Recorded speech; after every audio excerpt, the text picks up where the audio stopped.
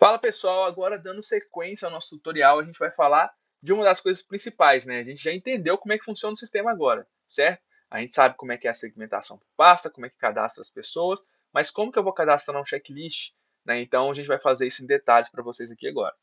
Tá vendo que a gente está aqui na seção Minha Empresa? Se a gente viesse aqui por aqui, né, e clicasse em formulários e clicar aqui também nesse botão mais, eu já vou conseguir cadastrar um formulário, tá? É basicamente esse processo.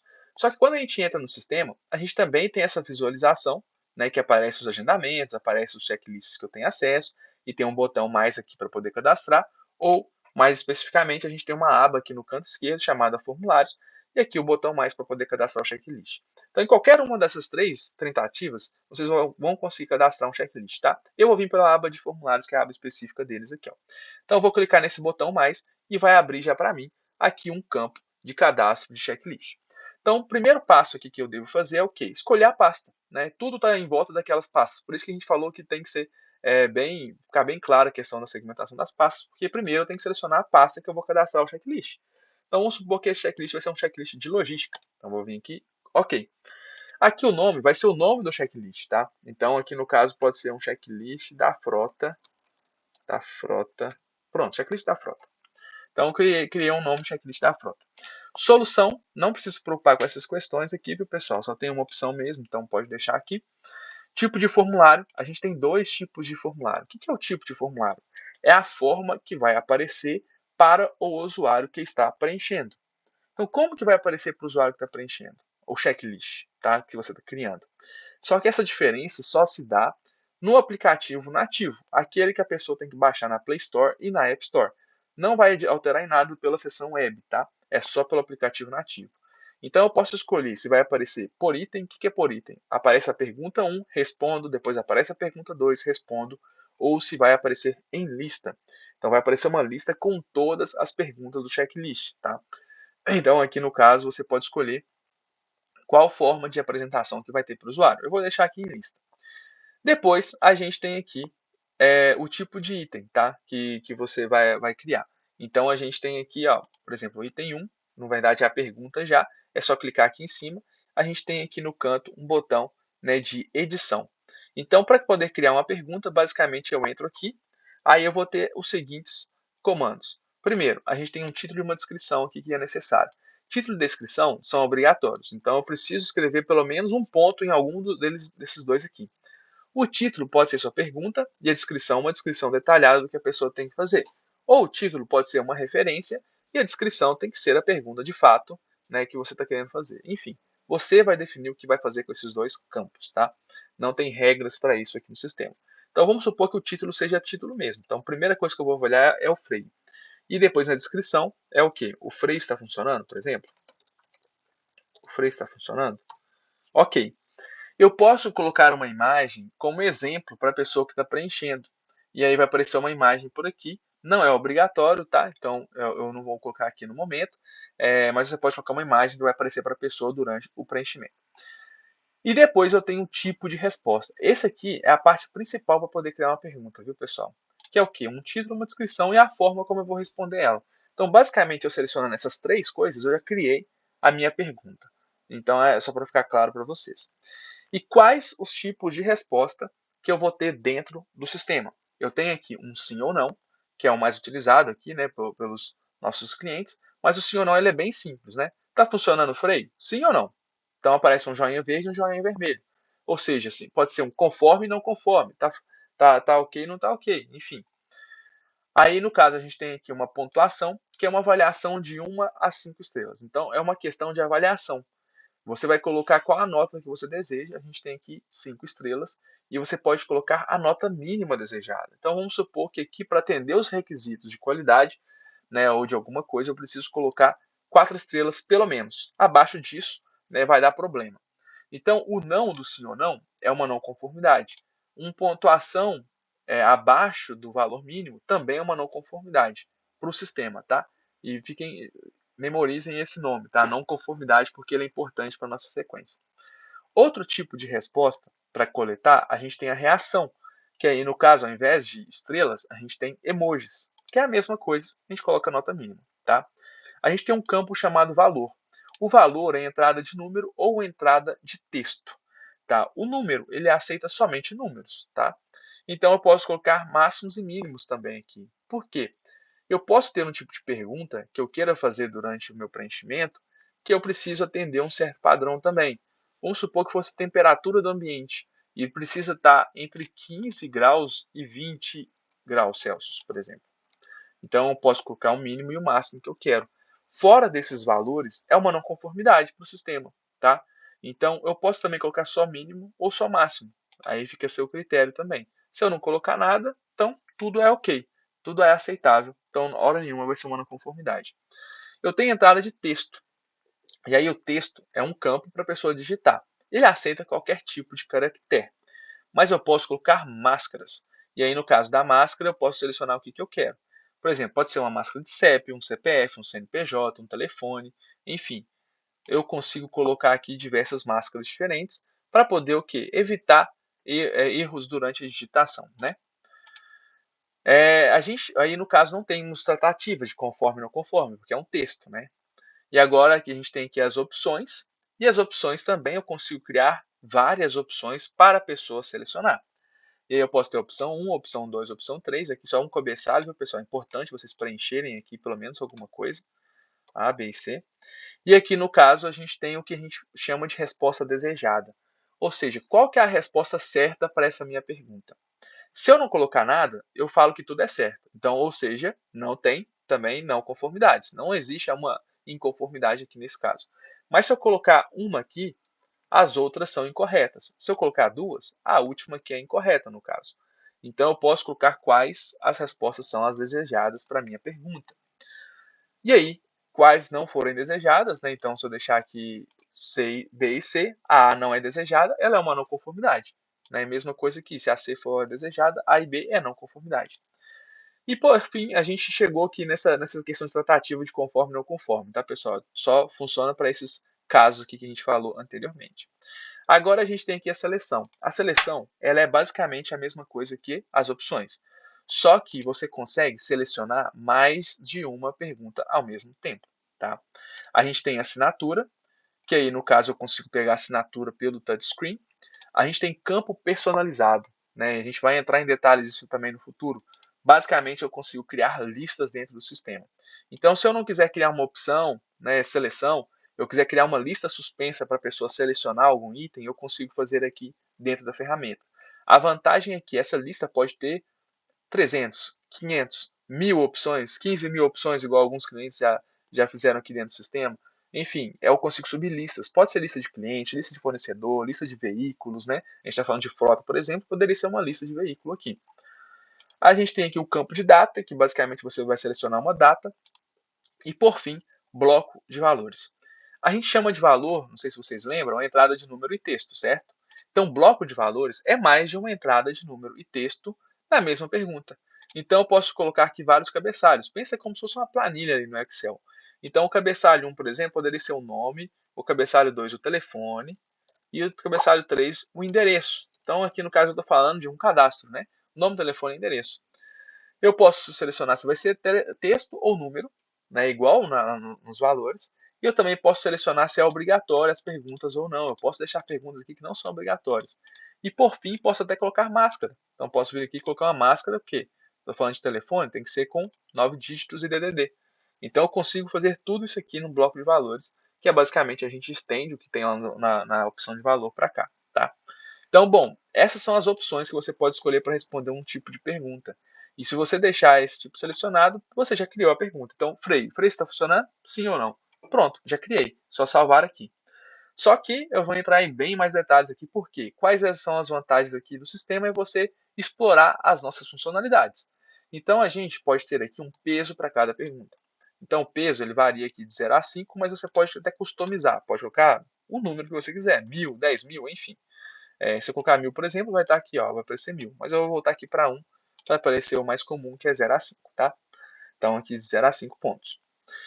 Eu posso ter uma opção de não se aplica, né? Então, todas as perguntas do checklist que você cria, elas são obrigatórias ter uma resposta. Então, pelo menos alguma coisa a pessoa tem que informar. Se tiver alguma pergunta, né, que, por exemplo, eu tenho uma expressão de frota para minha frota geral, mas eu tenho aqui que eu não tenho um equipamento em todos os veículos. Eu vou lá e coloco o botão de não se aplica, para a pessoa saltar a pergunta. Não é que ela vai saltar, ela vai responder que não se aplica, tá? Acabei não explicando, esqueci de explicar aqui, mas o peso do item, pessoal, é porque você coloca no final, gera uma média ponderada do seu checklist. Então, se você tem um checklist com 10 perguntas, cada uma com peso 1, por exemplo, e eu respondo 2 perguntas que foram não conformes, eu tirei uma nota de 80%. Então, eu te dei um exemplo bem básico aqui, mas você pode trabalhar com os números que você deseja, né? Então, é uma média ponderada no final que gera uma nota em porcentagem, tá? Necessário foto? Então aqui eu escolho se nessa pergunta eu vou querer que tenha uma apresentação de foto. A pessoa vai precisar colocar uma foto como evidência. Tem aqui a opção de não, né? Ou seja, não precisa. Eu tenho aqui apenas para não conformidades. Então, quando for não conforme, ou seja, quando a pessoa clicar em não, ela vai precisar colocar uma foto, né? O freio aqui não se aplica tanto, né? Assim ou não. Mas enfim, seria uma não conformidade. Ou posso colocar uma foto obrigatória, então vai aparecer um campo de foto antes mesmo de eu responder uma pergunta. Ou eu vou colocar uma foto opcional. Vai ter sempre um botão de foto lá, mas a pessoa pode ou não tirar uma foto, tá? Então aqui no caso, você escolhe que tipo de tratativa você deseja. Eu vou colocar que não precisa de foto nesse primeiro momento. E depois eu escolho qual que é a origem dessa foto. É uma foto instantânea, ou seja, eu quero garantir que a pessoa vai tirar uma foto ali, na hora, no local, vai abrir direto na câmera, vou evitar que a pessoa pegue uma foto do dia anterior, eu seleciono aqui essa opção instantânea.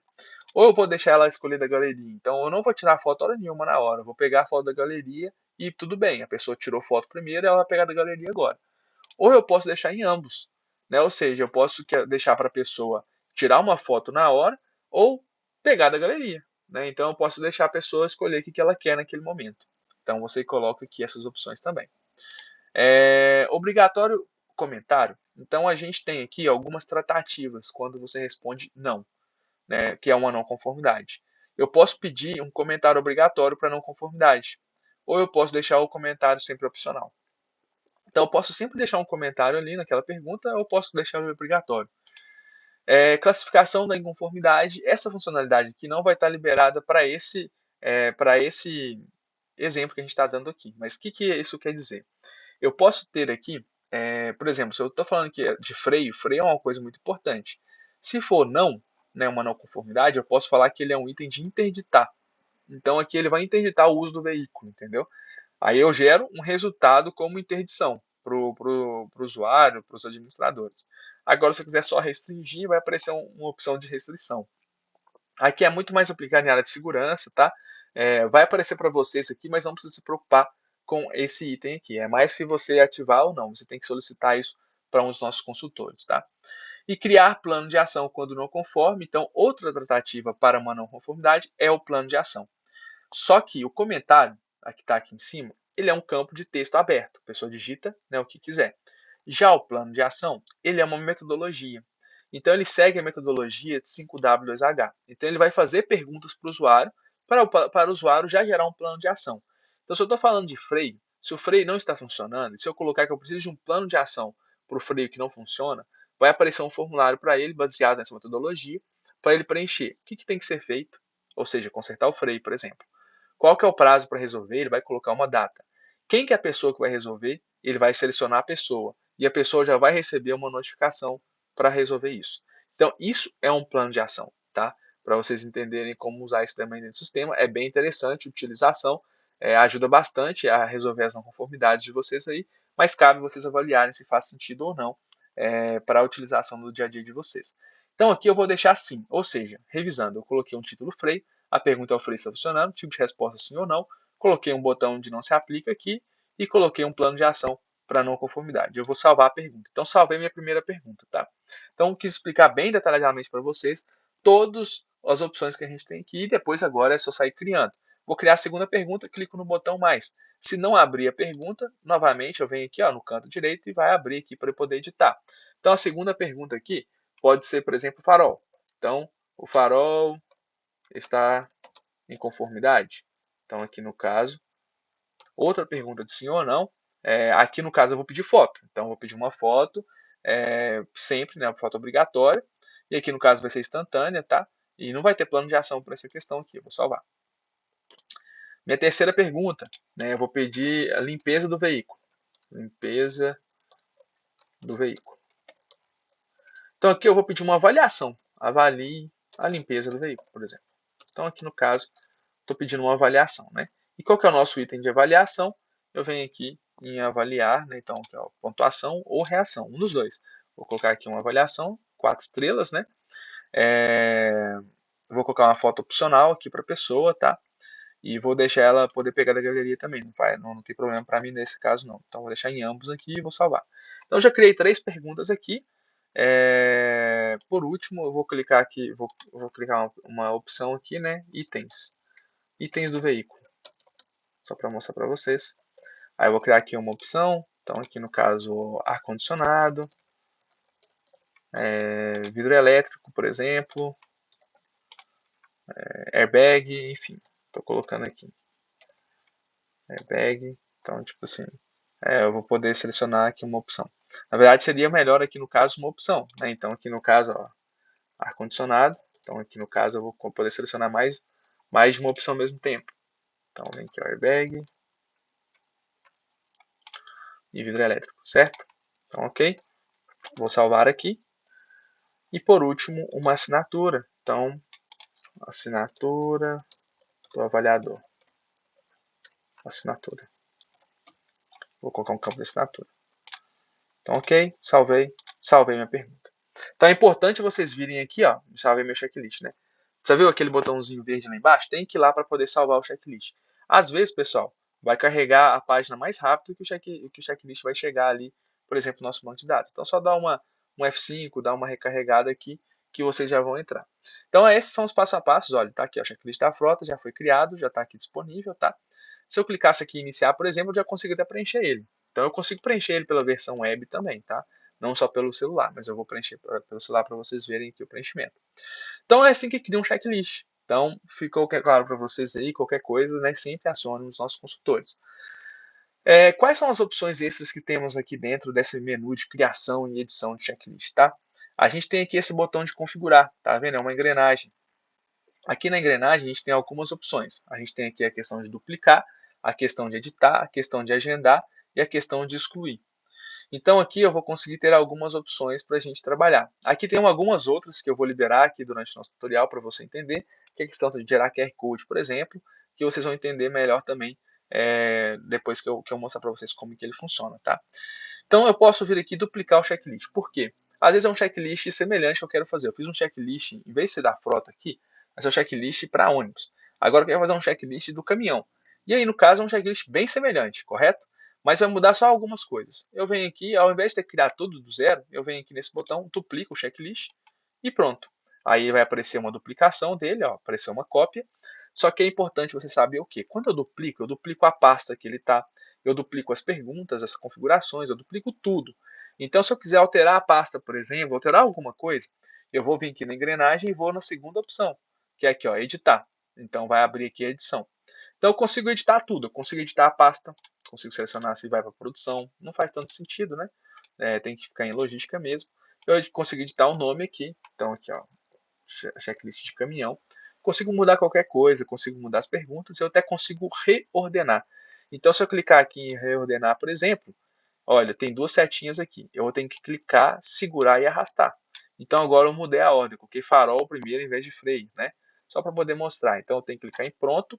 E sempre, pessoal, aqui embaixo, botão salvar. Esse botão tem que ser ele para você clicar para salvar um checklist, para poder criar um checklist. Então, aqui no caso, você vai salvar por aqui, tá? Então, beleza, salvei já. Então, se eu clicar aqui em iniciar, olha, tá aqui o farol primeiro, né? Então, vai aparecer o farol primeiro. Se eu clicar aqui em frota, é o freio primeiro. Então, mudei aqui. Posso navegar entre as perguntas, tá? Igual eu falei, são todas obrigatórias. Esse formato aqui que eu estou te mostrando para vocês é o formato por item, ou seja, aparece a pergunta 1, aí vamos supor, eu respondo a pergunta 1, aí vai para a pergunta 2. Então, esses são os formatos por item, tá? Continuando aqui, a gente consegue deletar em massa checklist. Então, se eu quiser excluir mais de um checklist ao mesmo tempo, eu consigo vir aqui em deletar. Ou aqui em configuração, a gente tem a lixeira também para excluir o checklist. Mas sempre vai mostrar aqui para vocês, olha, todas as respostas de um checklist excluído também são excluídas, tá? Então é importante vocês saberem isso. Então tem que ter muito cuidado. E por fim aqui a gente tem a importação de dados. né? Então aqui a gente tem uma importação de dados, que também eu vou explicar mais para frente, que você consegue importar um Excel na hora de criar um checklist, ou seja, você não precisaria vir aqui criar pelo nosso menu, você pode criar ele por um Excel e depois sobe ele aqui no sistema e aí ele vai ser recebido aqui pela ferramenta CheckPix. Bom, pessoal, esse foi o tutorial sobre a questão de criação e edição de checklists aqui dentro do sistema, tá bom?